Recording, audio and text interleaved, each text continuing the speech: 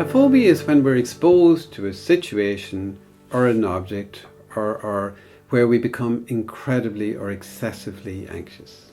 So the main simple phobias, like most of us are well aware of, many people, particularly girls who say are phobic to spiders. They're afraid of spiders. They literally go hysterical if they see a spider. Other people, it could be varying other forms of insects. It could be cats, it could be dogs. And those are kind of very ancient, kind of old phobias that in many ways are understandable, because in the past, for example, you had very dangerous spiders, or you might have had more dangerous animals out there. But I think the one that causes the majority of the problems are where we have simple phobias in the areas of, for example, the classical one is being phobic about going on a plane, being afraid of getting on a plane, being afraid of getting into a lift. Many people will walk literally piles of steps rather than take the lift because they're phobic about going into the lift. Many people, believe it or not, have huge problems on the motorway. Many people actually are afraid to take the motorway. Other simple ones would be confined spaces. People are terrified of going into confined spaces. Other people might be very phobic about going up in height. So you can see there's a very wide range of situations that people can be exposed to that make them incredibly anxious. So all that a phobia is that they get very anxious when they think of being exposed to these or are exposed to these and want to avoid them. And that's really what a phobia is all about.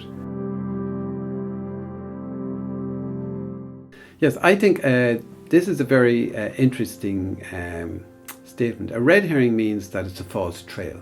Mm-hmm. So for example, if I believe that when I get on a plane, my phobia is to the plane, then I've missed really what a phobia is all about. If I believe that a phobia is getting on the motorway, I've missed what a phobia is all about. In practice, it's not the plane or the lift or the confined space or even the spider that we're actually anxious about. What we're really anxious about is that we're going to get incredibly anxious when we're exposed to these situations and perhaps even trigger a panic attack. So when we call it a red herring, it's more not the actual situation or object that we're afraid of, but how we will respond to it. So that's why we call it a red herring. And that, of course, makes it much simpler because we're now dealing with the same reaction in every phobia. Well, I think the first thing is, the best example is probably to take a plane phobia. So many people are afraid of getting on a plane. So the first thing we would say to that person is, when the plane doors close, what are you actually visualize is going to happen? What do you think is going to happen? Because that's what everybody's frightened of. Not being on the plane, but when the plane doors close and the plane starts to take off, what are they frightened of? What are they anxious about? So in reality, in plane phobias, there's only two possibilities. The first one is that people think the plane's going to crash. And the second one, which is believe it or not, extremely common, is that they're worried or anxious that when they get on the plane, they're going to get incredibly anxious. They're going to lose complete control. They're going to go running, screaming up and down the plane, and that they'll have to be restrained. So people have this visualization in their mind that all these things are going to happen. They have no proof whatsoever they're going to happen, but in their own minds they're visualizing these things are going to happen. And of course that makes them incredibly anxious.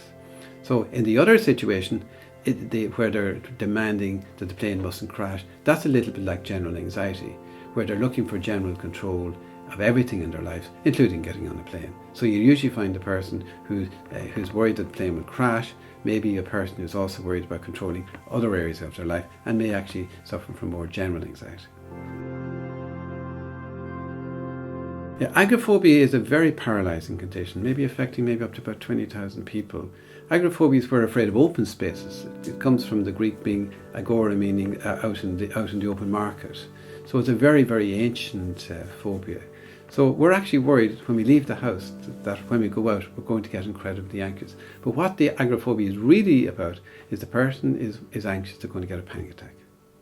So when they leave the house, something terrible, they don't know what's going to happen, but it's going to be absolutely terrible.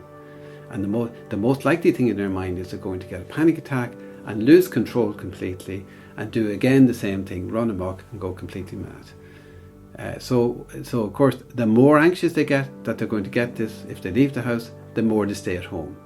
And we actually get phone calls from people who are locked in their houses, who can't leave their houses, which is an incredibly frightening situation for them. Because the minute they try to leave their house, they start to get anxious. And the further away to go from the house, the more anxious they get. And of course, it gets to the point where they can't cope with this incredible feeling, physical feelings of being anxious. And they go back to the house. And so they become paralyzed. So it can be an extremely paralyzing condition. But in reality, it's almost the same as having a panic attack. Their fear is actually of getting a panic attack, but they don't actually understand that. So actually all you have to do is to show them how to deal with a panic attack, and then get them to do gradual exposure exercises, and you can actually turn them around. But the real difficulties is that they can't leave the house to come to see you. And that's actually a big problem, do you know what I mean? Because that would mean therapists actually, in some cases, having to go to the house to actually interact with them. Do you know what I mean? To actually help them move on. So it can be a very paralyzing condition. I think what's important is that the two key players are, again, the amygdala, which is in charge of your stress system, whose job it is to look for danger. So when the person is actually exposed to the situation, their amygdala is picking it up that it's dangerous. So the amygdala fires. And when the amygdala fires, it gives all these physical symptoms, your heart going quick, your stomach in knots, shaking, sweating, and these are the responses that a person gets when they're exposed to the situation. But what's actually happening in another part of the brain, the prefrontal cortex, they're catastrophizing about what's going to happen. So they have this combination of catastrophizing about what's going to happen when they're exposed to the situation, and then their amygdala firing when they are exposed to the situation. But of course, the amygdala and the prefrontal cortex talk to each other all the time. So if I'm catastrophizing, say, I know I'm going to be getting on a plane, for example, tomorrow morning, their prefrontal cortex is already catastrophizing because it has straight connections to their amygdala. It's already firing. So they're already starting to get the physical symptoms, even though they haven't got near the plane at all. So these two things work in harmony all the time. So when we're trying to deal with a phobia, we must show the person how to deal with their amygdala, and we must show them how to deal with their prefrontal cortex. And in anxiety and in panic, we try to show them how to tackle both of these organs using CBT principles again.